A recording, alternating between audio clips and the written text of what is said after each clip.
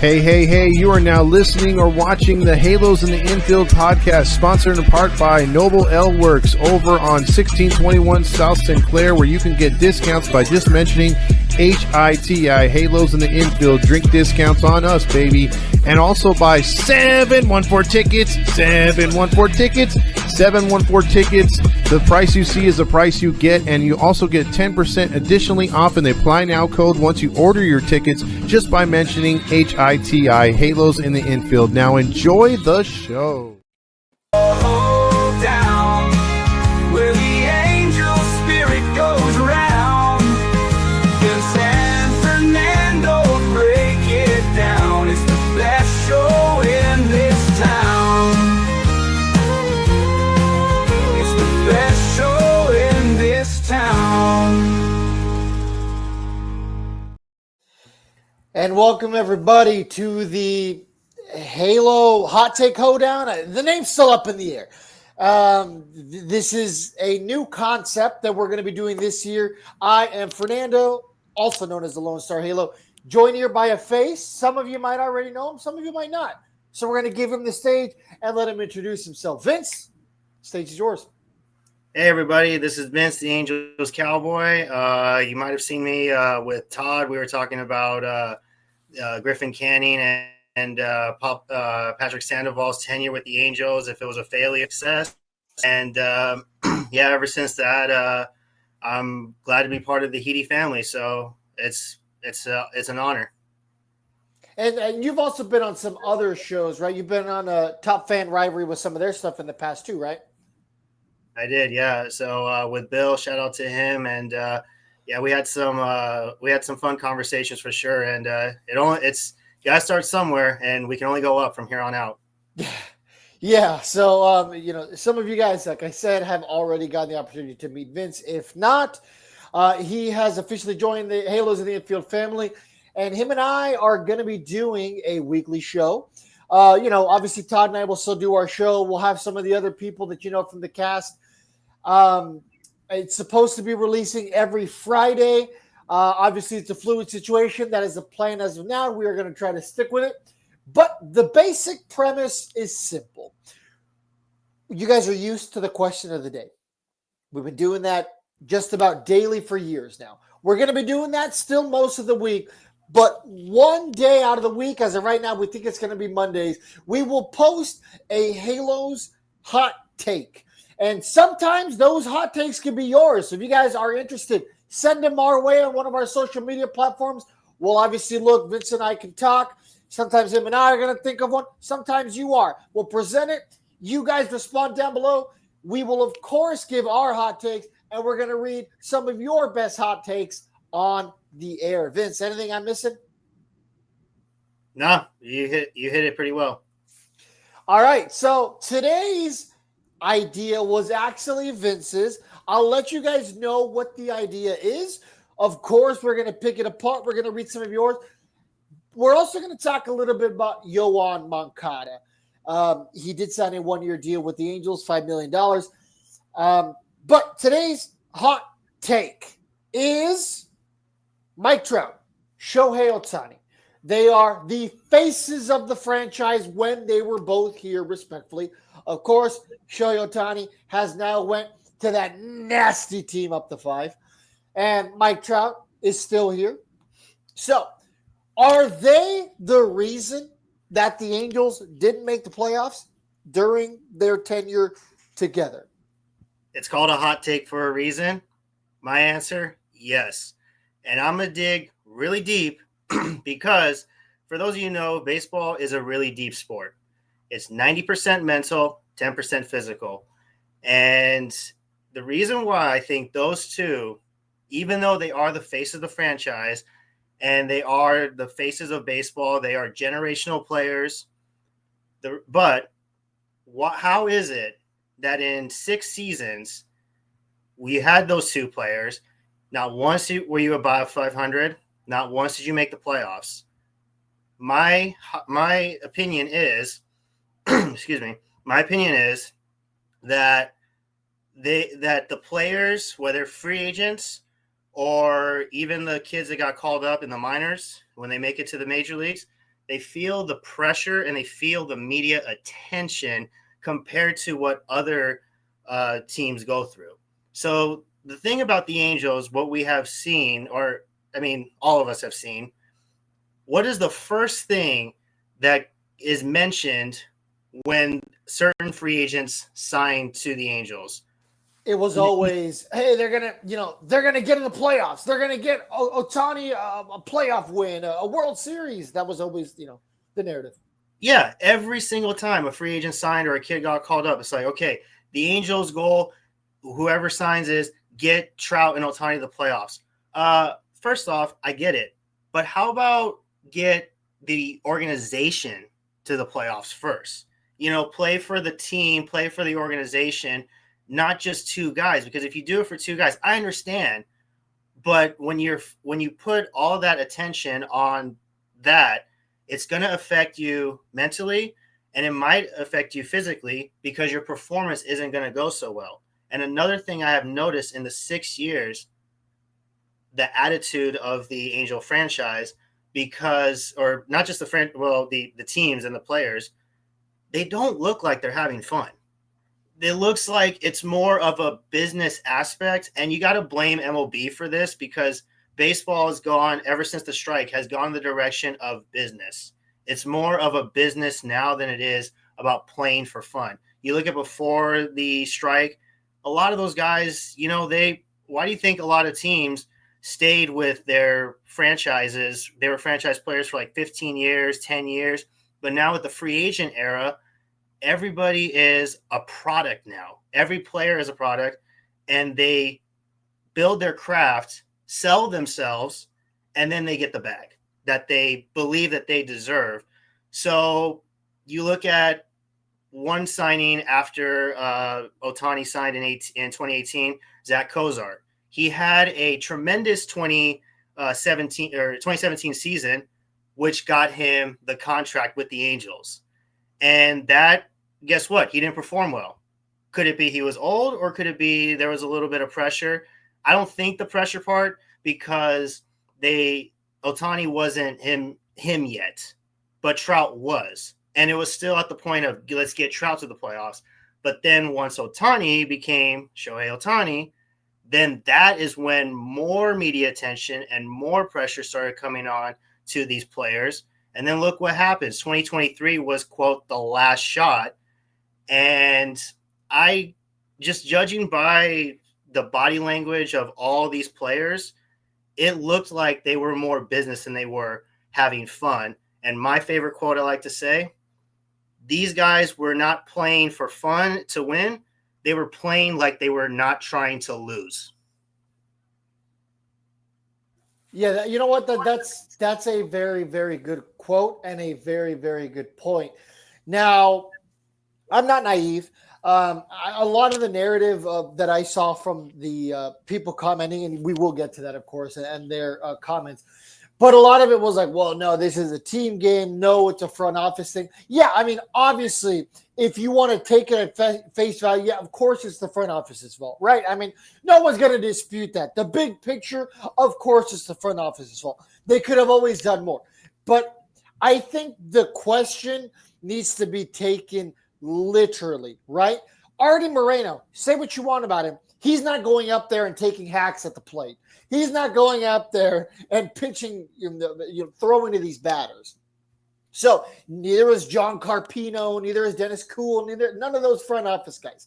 So yes, at the end of the day, of course, they're to blame. But here's the thing. Do you mean to tell me that it was good for guys like Patrick Sandoval, Reed Detmers, you name any pitcher who we had during the Ohtani era, to pitch when it was convenient for Shohei Ohtani to let you pitch? We have said it ad nauseum on this network. It can't be good for Patrick Sandoval to be like, okay, let's see, count the days. Okay, I'm supposed to pitch on Tuesday. And then Shohei Ohtani is supposed to pitch Thursday against the Yankees. But Tuesday, Sandoval's going up against the Mariners. And Ohtani's like, I don't really feel like pitching against the Yankees. I want to pitch on Tuesday against the Mariners. And, of course, Perry, Phil Nevin, Joe Madden are all kissing his booty. No problem. Hey, Patrick Sandoval, you're pitching on Thursday now. Ohtani, you're pitching on Tuesday. And Shohei is like, great. And Ipe is going to take the over because Shohei Ohtani's pitching on short rest. So the point is, you mean to tell me that it was beneficial for those guys who everyone knows baseball players are creatures of habit, right? Mm-hmm. Especially starting pitchers. Definitely creatures of habit. You mean to tell me it's good for them to pitch when it's convenient for Ohtani?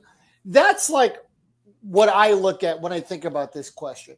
And we were dealing with that for years. Vince, I'm sure you remember Shohei Ohtani's rookie year. Like you said, he wasn't Shohei Ohtani until what, 2021? Yeah. In 2018, yes, he was the rookie of the year. But I think he was the rookie of the year because he was kind of a freak of nature. And we saw what he could do. He didn't pitch much because he had a blister every other day. And obviously that's when the arm issues really started, the Tommy John surgeries. And then 2019, he was just a batter. 2020, he tried pitching and he got rocked. This man got his cheeks clapped. He like a Bonaparte gigolo. So, you know, he pitched those 2 games in 2020, got absolutely shellacked. They were like, hey, you're not a pitcher this year, bro. You're just going to hit. And he was a terrible hitter in 2020. I mean, the guy, barely hit over the Mendoza line that year. So 2021, he became Ohtani. 2022, still Ohtani. Probably should have won his second MVP. And then in 2023, he won another MVP. This man could have won 4 straight MVPs if you count what he just did with that nasty team up to 5 this year. So that's kind of my point about Ohtani. I think that him pitching when he wanted definitely didn't help the starting rotation. Is he the only guy to blame for that? Of course not. There was also guys who should have performed better. We should have never signed Matt Harvey, Trevor Cahill. That was all during the Ohtani era. But I think Shohei Ohtani has his small share to blame there. The other thing, wasn't clutch when it came to hitting. Yes, there was large segments of his time in Anaheim where he was the only guy in the lineup because Trout was hurt. Rendon was obviously hurt every other day because he broke his finger putting the cap back on the milk jug. So, you know, he got bone spurs, broke his hand, needs a cast. Who knows? Who knows with that guy? But up and down the lineup, because there was no protection for Ohtani, he wasn't able to maybe play to the best of his abilities. We saw what he did with that nasty team up the 5 when he did have some protection. He was always capable of that here. We saw those flashes of that here. But when it came to being clutch, even this season for that team, he wasn't always coming through. He didn't always come through for us, which means, you know, he didn't really help close the gap for the Angels. And then, of course, with Mike Trout, the guy hasn't been fully healthy since what, 2018, 2019? Yeah. 19, yeah. Yeah, I mean, I know he missed some time in 2019, but he did win MVP that year, right? If memory serves correctly. Yeah, but he got hurt by the tail end of the season. So he kind of did have a full season. Kind of like Ohtani, his last year with the Angels. Yeah. You know what I mean? They shut him down because, you know, we weren't competing for anything anymore, right? Lucas Giolito already ran wild on the Angels farm system and made us give up some of our best prospects for absolutely nothing, really, because he was terrible here. But, yeah, I mean, those are just a couple of the points. You know, Mike Trout has never been clutch, right? And his career, you can YouTube Mike Trout walk-off home runs, and you have the what? The one? I think it's 2. It's the 4th of July one against the Astros and the first one he had in 2014 against the Rays. And the other times I could think of him being clutch was he hit the grand slam. Was it off of Chris Sale? And that like tied the game or whatever. The game, yeah. So that didn't put the Angels on top. But yeah, I'm going to count that, of course. You know what I mean? A late grand slam to tie the game. Yeah, that counts as clutch. Yes, he's had a couple of walk-off hits, but overall, I mean, we're talking about a career, one of the most historic careers, especially when he was healthy before all these injuries happened. And we're talking about a guy that has maybe 7 total walk-off - late game clutch home runs that I could think of. Yeah. Yes, he's done a little bit early on in the game. Like if it's the 3rd or 4th inning and the Angels are down by 3, yes, he's had some go-ahead home runs in that stage of the game when it's still early. There's a lot. But when it comes to late inning heroics, Mike Trout has never really been that guy. No, I agree because it's I think I don't know if it affects him. I mean, maybe the mental aspect or maybe just pitchers kind of figure him out, or I mean, it could be anything because like it's like I mean, you don't think about it until you actually play it and watch it, but baseball is kind of like a video game when you get to the final boss. Like everything gets harder and harder as the day goes by. Like first inning is like the easy mode. Like you're just getting loose, you're just getting ready, you're hyped up because you get to play baseball, and then you don't know what the pitcher stuff's going to be, the starting pitcher. You don't know if it's going to be like he's going to be on his game or he's going to be off his game. You might score 3 runs in the first, you might go down 1, 2, 3. And then when you get to the 9th inning, then it's like, wow, this is just getting harder. Like, here you go. You got to face the closer. You got to face Aroldis Chapman. You got to face 105, or you got to face 99 from, whoever the top closer, or Emmanuel Clase. There you go. And so you got to face that. And then all of a sudden, like, it's you either go up or you go down. Like you either lose in that final boss or you win. And I mean, yeah, to throw a little reference. Yeah, it's literally like a video game. It's like whoever plays MLB The Show, same thing. You play that dynamic way. Once you get to that 9th inning, here you go. Everything's going to be harder. Great point. I definitely agree with you. As you get to those later stages, not only are you dealing with that, but you're dealing with the mental side of baseball. Like you said, baseball is a very mental game. That's one of the things I've always loved about it. Almost every other sport, there's really not too much of a chess game going on, right? It's there in that moment. In football, you can maybe say there's a chess game if you're like doing a 2-minute drill, at the end of the game or maybe right before halftime, because you're down by 2 touchdowns and you at least want to score a field goal just to get a little closer, change the momentum. Sure, in those kind of hyper-fixated moments of a football game, maybe there's a little bit of a chess game. But baseball is one of the only sports where Vince, you're going up against Justin Verlander and you suck against Justin Verlander. You've had a terrible career against him and you've faced him 15 times. But the last 2 or 3 times, you've kind of figured something out. But also, Justin Verlander knows he's faced you 15 times. The first 13 has struck you out. So, what happened back then in those matchups directly affects what's going to happen today. There's not a lot of other sports where that happens. Sure, maybe in a sport like basketball, you might put this guy to play defense against this guy because last time he took him to school. Sure, like there's things like that in sports, but I think baseball has one of those advantages, like I said, where the past actually does matter. And, like you said, those matchups get more tailored as the game progresses, right? When Cole Calhoun was on the team and it was now the 8th inning and there was a runner on third base, well, there's a righty up right now on the bump. Well, they're probably going to put in a left-hander because it's a better matchup. You know what I mean? Later on in the game, you get those tailor-made matchups. You get those lefty specialists. You get those guys who, hey, you know what? Trout is really struggling hitting the fastball up in the zone. We're going to put Aroldis Chapman in there to pump it 105 up at his face or near his face because we know that he's going to swing at that high fastball. So you are absolutely right. You bring up a good point. That's why some people, the only reason they're still in Major League Baseball is because they're good in those clutch situations. There's a market for players out there who only hit well in the 7th, 8th, or 9th inning. Those guys are always going to have a home on a team. Why? Because everybody needs guys like that off the bench.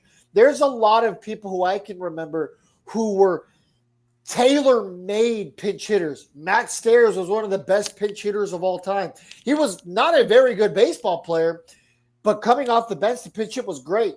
A personal friend of mine, Mark Sweeney, another guy, great pinch hitter, made his career off of pinch hitting. But, we can go down that rabbit hole all day long. All this to say, Vince, you brought up a great point. I definitely agree with what you said about Mike Trout late in games. Yeah. And and also like another thing to mention too, like I want to go back to the comment of like the having fun part. So for baseball fans who are familiar, you're probably familiar with the movie Little Big League. I'm going to quote a lot of it right now. So Billy Haywood, the kid manager, he mentions because the Twins are struggling in the movie, and then Billy said they think, oh, maybe it's the manager, and Billy says, well, maybe I'm not the problem. Maybe you guys forgot how much fun this is. Like, you're major leaguers. You get to play baseball every day. You get to go to Yankee Stadium, play in the same outfield as DiMaggio, Mantle. You get to go to Fenway in the same batter's box as Ted Williams.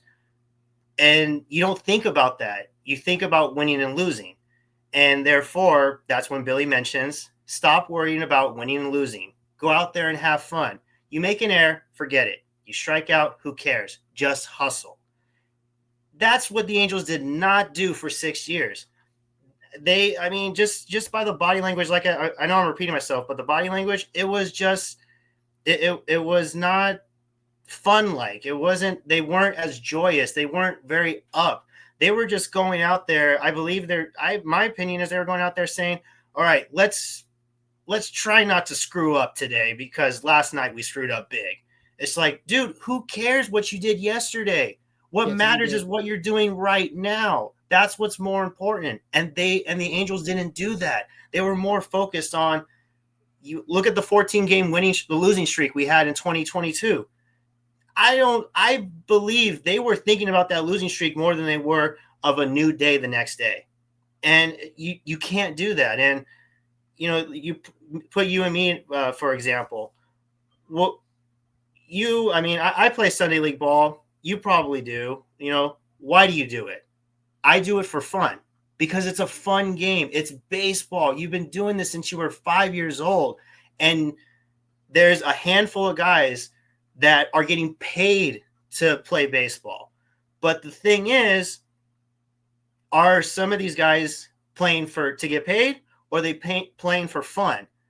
The way I see it, the guys who are getting paid league minimum, those are the guys playing for fun. Mickey Moniak is an example. Zach Neto, Logan O'Hoppe, they're probably going to get big contracts. Well, at least Neto and O'Hoppe. Hopefully we can lock them up in a long-term deal. But at the moment, they're playing for fun because they know they're not making the big bucks. They want to win, but in order to win, they have to enjoy it. And the big thing right there, those guys that you mentioned also have nothing to lose. Mm-hmm. I mean, what's going to happen? They're going to get, worst case scenario. I mean, obviously, besides getting hurt and stuff, we don't wish it upon anybody. What's the worst that's going to happen? They're going to get cut. They're going to get picked up by someone else. I mean, they're essentially free contracts with guys with promise, right? Yeah. Sorry, I was trying to support your point. And I feel like I knocked you off. No. I think I got most of the points. But yeah, like I said, you play Sunday League ball for fun, right? Yeah. There you go. See? Yeah, and that's a very fair point. I do feel like one of my biggest complaints about Mike Trout in the Mike Trout era, when he first came up in 2012, he seemed like he was having fun, right? He went out there. He made those wall catches. He used to cheer and go crazy when he did it. When he did have those clutch home runs or hits early in his career, he used to throw his helmet and, do that woo. He'd always do that like iconic like yell where he like pumps his fist. Everyone knows what I'm talking about. He would steal bases. He wasn't commercials. You know what I mean? Like he was doing more to like put himself out there. And once the narrative switched in like, I would say probably like 16, 17 is when I really started to notice it. Trout started getting real serious. And over the last couple of years, if you play MLB The Show, you'll see his photo when he steps up to the plate and it like shows it on the scoreboard in Angel Stadium. It looks like a mugshot. The guy's not smiling at all. He looks like he killed somebody. Literally, it's just like, what happened, man? Like, is this just not fun for you anymore? Go ahead. I think the reason for that was because you said in 16 the switch happened. In my opinion, yeah, that's kind of when I started to notice it a little bit. That's why I wanted to get to that point, because 14 we make the playoffs. He's excited. He's finally there. We get swept. He says 15. Okay, we'll get back there because it's the same. It was majority of the same. We missed it by a team. game in 15. So close. Yeah, but that month of August really killed us. So that's why I think you're right about 16, because after that month of August and then having to miss the playoffs by one game, that's when he started taking it serious. Like, okay, like we need to get businessy right now because whatever happened last year, that is BS. That should have never happened, but unfortunately it happened. We can't let this happen again. And then starting in 16, that's when the losing seasons came. We haven't had a winning season since. Yeah, and that's a good point. And I do think that what happened in 16 and 17, that's kind of when the Angels started going more and more in, right? They started to put more chips in the middle. 2018 was probably, I would say, on paper, is when the Angels had the best chance of making the playoffs, right? They had just gotten that Josh Hamilton contract off the books. They re-signed Justin Upton. They signed Zach Cozart, who was coming off of his best season of his career. They got Shohei Ohtani. So that was kind of when they were at the best possible opportunity on paper. I think that was also the year they got like Ian Kinsler. Yeah, they got him it was in a trade for it with I forget who it was, but yeah, we got Ian Kinsler. So, what I mean is, like, if you look at those rosters in 18, 19, and hell, even 20, there was potential there. And that was really when the pressure, I think, was on. And I think, like, really those were the year that broke Mike Trout. I think it started around then because then the pressure was clearly on because it was just like, we're not making the playoffs. It doesn't seem like I'm making this any better. And maybe he just started obsessing over that. I mean, I can promise you guys this. If I ever have the opportunity to sit with Mike Trout, those are some questions I want to ask him. Like, hey, be honest. Like, when did things change for you? You know what? That's funny you say that because I've been saying that to myself too. Like, I remember thinking, like, I want to have a sit down with Mike Trout and say, like, be brutally honest. Like, are you having fun? It was like, just be honest. Like, don't sugarcoat it. I want to hear the. There's nothing wrong with saying no. Yeah, it's like, and then explain why you're not having fun. What was going on? When did you start having this? Get mental. And like, we know the biggest thing right now in society is mental health. You go on Instagram, you go on Twitter, Facebook, or X, whatever. You go on any social media. What's the first thing you see in posts? Mental health. Like me, like I see more mental health posts than I do sports posts because it's the biggest thing right now in anything, not just in sports. It's happening at your everyday job. It's happening at like in entertainment and just anything. So yeah, I think like somebody just. I don't think anybody's going to do it, but somebody just needs to pick Mike Trout's brain and just figure out like when, where, and how this happened. Well, Sam Blum, if you're listening to this is your call to action because I think you are the guy that asked that. And you don't have to be rude about it. I mean, Sam Blum is obviously professional, but he's really the only guy I can see asking that question. Like, hey, we've noticed that you don't smile anymore in your photos. Is there something to that? And if there is, when did it change? So, yeah. So we are at the 30-minute mark. I still want to get to some of these comments. But before that, Vince, I do want to ask you, Yoan Moncada signed a 1-year deal, $5 million with our Angels. He is going to compete for the third base spot in spring training, and he's obviously going to be on the roster in some capacity, given the fact that he's healthy. With the $5 million contract, you're probably just not going to cut somebody if they don't do well in spring training or whatever. So he's going to be on the opening day roster. What is your opinion on this signing? I mean, I'm kind of like, if you saw my post on my Instagram story, I said, "Oh," with a question mark, like, really? Because I mean, he's a good defender, not gonna lie. He can play defense. But he's struggling at the plate. I don't know, maybe Ron Washington will fix him up, just like Ron Washington might fix up Tim Anderson. But what I've heard from a former teammate of his, I'm not gonna mention his name, but he mentioned to me, I'm like he's a former White Sox, by the way. And I said, like, so what was wrong with like that 2022 team, like the fall off of the Sox? And then he just said, like, well, Tony La Russa was one reason, but also he mentioned Moncada, and I was like, really, Moncada? Like, what was wrong with him? He's like, the dude liked to party. He was a partier. Like, he would go out on, like, after games. It's like, dude, you got a game tomorrow. He's just like, I don't care. I'm having fun right now. I mean, I don't blame him, because Chicago has one of the best nightlifes in the United States. So, I mean, maybe he's matured. I mean, I hope he learns his lesson. Maybe he has, but we never know, because some people don't change, some people do.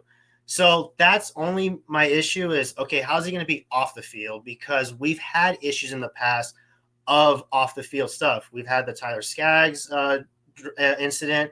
We had Hamilton's relapse. We had Harvey's situation.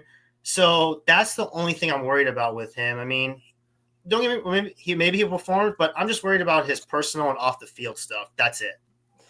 That's fair. Yeah. I mean, Anaheim, it's a blessing and a curse that there's really not a lot of nightlife around. Like, what are you going to do? Go get lit at Cathay Circle Lounge at, California Adventure? I mean, hey, no hate if that's what you're doing. But, I mean, my point is the Orange County area isn't exactly known for its thriving nightlife. And sure. Yeah, of course. And sure, I mean, Los Angeles isn't that far away. But I think it's a lot less feasible that, on a Thursday night after a game, you're going to go drive to Hollywood, go get lit until like 2 a.m, and then, drive back. I mean, you're by the time the game's over, you're not going to get over there until midnight anyway. Yeah. In downtown Chicago, well, I mean, he was playing for the White Sox, so you're, the south side of Chicago. You're still about 20 minutes without traffic from downtown Chicago. It is feasible to go to some nightclubs afterward. You're not going to really do that in Anaheim. There's nowhere really to go. I'm not saying there's no clubs, but I mean, you get my point. It's not for a nightlife. So maybe that's kind of a blessing, but also Matt Harvey was still able to have issues in the locker room. Yeah. Tyler Skaggs was obviously, unfortunately, able to have his bad habit from, his surgeries. You guys know what I'm saying. Yeah. Same with Josh Hamilton. His demons caught up with him. So sometimes it is a negative that there's nothing to do because you find trouble or trouble finds you, unfortunately.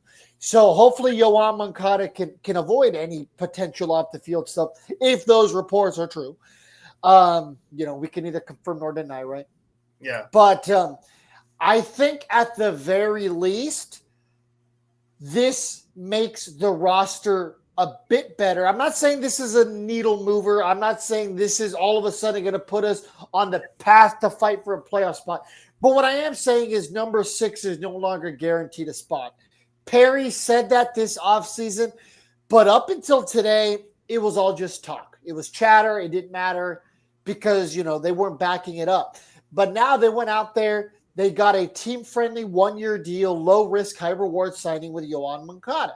And now number 6 has to show up with this $38 million contract and prove that he even deserves to be on the roster.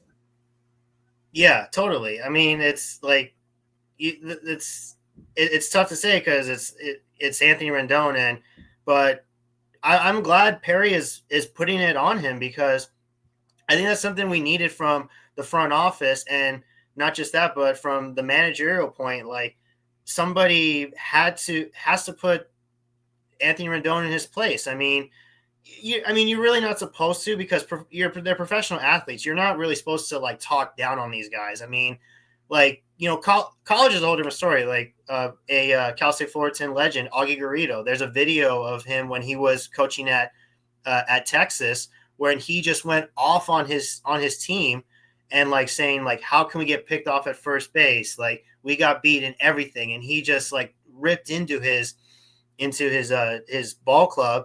And then they go on a 10-game winning streak and win the Big 12 championship.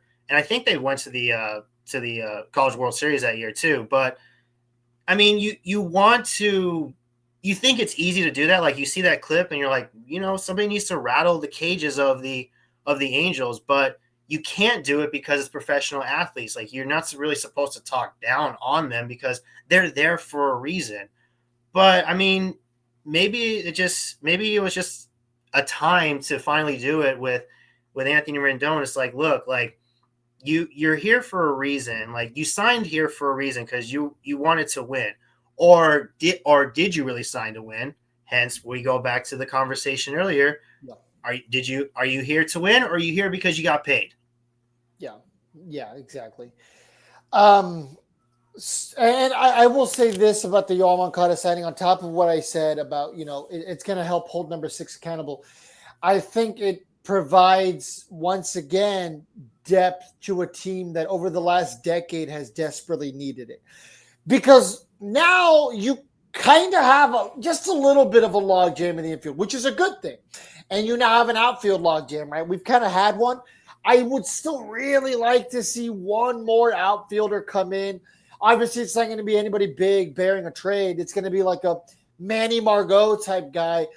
But this team has just needed depth for so long. Really, this organization has needed depth for so long that at this point, it's still like, hey, sign everyone and their mom type of thing. You know what I mean?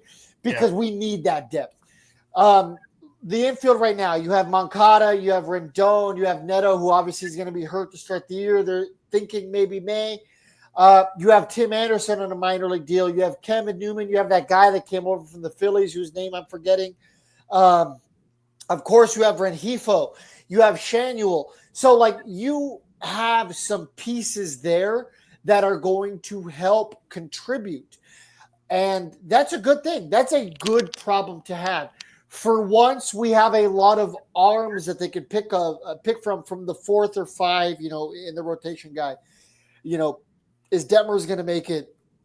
Is Clausen going to make it? There's a variety of guys. Still like to see some bullpen moves that, we still need a little bit of depth there. But for once, I actually feel like going into a season that there is actual options if guys get hurt. It's not, hey, man, Joe Adele got hurt. We need a backup. Vince, you're in there. You know what I mean? Hey, the hot dog vendor, you're in. You know what I mean? We need it. So. Yeah, the depth is really important. And that's the one thing I've really liked about Perry Manassian is that he has added depth. And I think that's something that Billy Epler didn't do. He didn't put much depth. I think he figured like, hey, we'll be good with this 9. It's like, well, what happens when you get hurt? And when they inevitably get hurt. Yeah. And then Perry comes in and I mean, I like the moves he's doing. And then also with like the drafts, like I've noticed that a lot of his draft picks have contributed more than Epler's has. And I think the reason why is, I mean, it's the unorthodox way of doing it, but Perry's drafting MLB ready players. That's why he got Christian Moore. I remember when I was kind of surprised because I didn't know who Christian Moore was until the day of the draft. I was looking at a kid. He was playing out of Wake Forest named Seaver King, and the dude can play. He was at a I think he played Division II, or he was at a junior college at first, and he transferred to Wake Forest, and he just lit it up there. But I think his draft stock unfortunately dropped. I think he might have had a slump at some point, and the Mariners got him. And I remember looking at this kid thinking like, okay, maybe this is the guy, but we didn't draft him. It could go one of two ways. Either A, he struggled at the tail end, or B, he wasn't an MLB ready guy. And then Perry thought like, well, if I'm going to get this kid, I'm going to wait like 5 years or maybe 3 years for him to get called up. Whereas Christian Moore, who's played in the SEC, the SEC is a quote Major League Baseball college factory, because it's very double A equivalent is what a lot of people say. Yeah, like Paul Skeens is the best example. There's Dylan Cruz, who's probably going to be Rookie of the Year this year, in my opinion. I mean, if I could go to Vegas right now and put a future bet, I'd put it on Dylan Cruz right now. But yeah, it's like. That I mean, like I said, SEC it's a factory. So, and that's why we're seeing the name. I wish I knew his name right now, but the kid from Texas A&M is supposed to be the number 2 pick for us in this upcoming draft in 2025. I know you're figuring it out right now. Yeah, I'm looking up and I'm blanking on his name too. I think he's like an outfielder, right? Yeah, I know he's an outfielder for sure. Is it like something Ludwicki or something like that? Yeah, but you get my point though. Is like, so I wouldn't be surprised if this next draft we have, it's gonna be an all SEC draft. Like you look at the 2021 draft when we drafted all pitchers. You know, it's like it could be a equivalent to that, but instead Jay Slaviolette. Say it one more time. Jay Slaviolette. Okay, perfect. So I wouldn't be surprised if this draft we have an all SEC draft class. Don't be surprised if Perry just picks like a kid from A&M, a kid from LSU, a kid from Kentucky, a kid from Vanderbilt. You know, it's like it's like I said, it's unorthodox because baseball is not it's not the NFL. When you get drafted, you're already there. It's like you get drafted, you have to wait 5 years before you make it to the show, or you have to wait 3 years. If you get drafted out of college, it's 3 years. You drafted out of high school, it's about 5 or 6 years. So I mean, who knows? We'll see. I mean, but like I said, Perry adding depth, good. But the Major League ready players, I get it. But I mean, it's kind of tough to say if it's going to work or not, because Nolan Shawna was a perfect example. What is it, 68 days in the minors or 45 days in the minors, and oh hey, you're in the show. It's like, well, you must know something we don't know. And I mean, don't get me wrong, Shawna has had his moments, but I think if he was in a development program anywhere else, he probably wouldn't have got called up. I'd say his rookie year would have been either this year or next year if he went through a traditional development program. Yeah, I would agree. I would have to agree with you. Maybe he would have come up for like September call-ups last year type of thing if, he had that high on-base percentage, which, I mean, I'm sure he would have in the minors.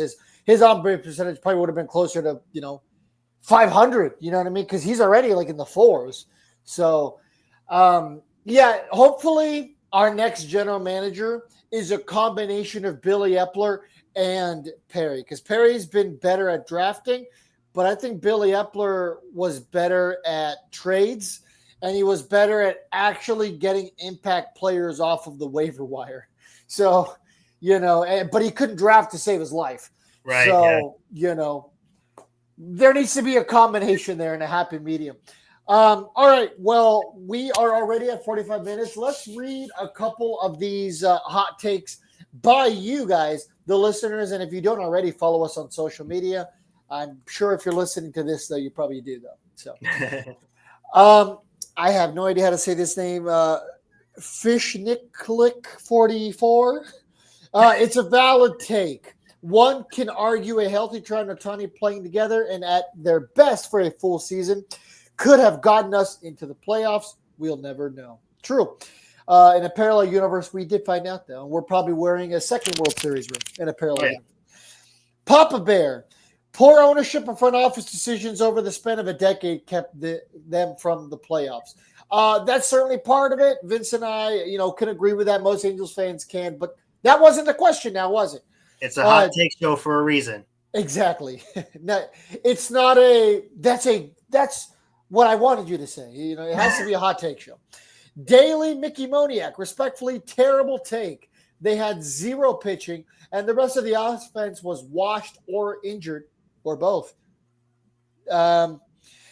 Top Shotta, 383. This is only one of the 100 reasons why we all never saw them in the playoffs. They were honestly both the least of our problems.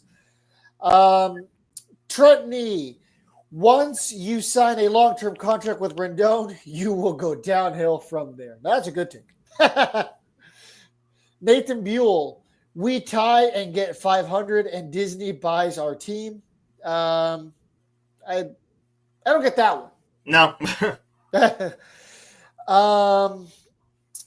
Jacob Primrose with I guess the first half is a bit of a hot take. I would blame Pujols and Rendon. That part, not a hot take. But you know what? I've kind of been a bit of a Pujols defender in the past. Maybe that's another hot take for another show.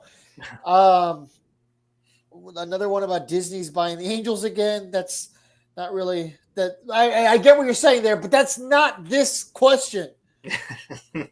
Juan Bone is blaming the higher ups instead of spending like good teams and stop getting bottom shelf players. We should have been more aggressive in getting more things like pitching or have better coaches in the lower level to develop the young players. 2 more. We got Eric Few Jr.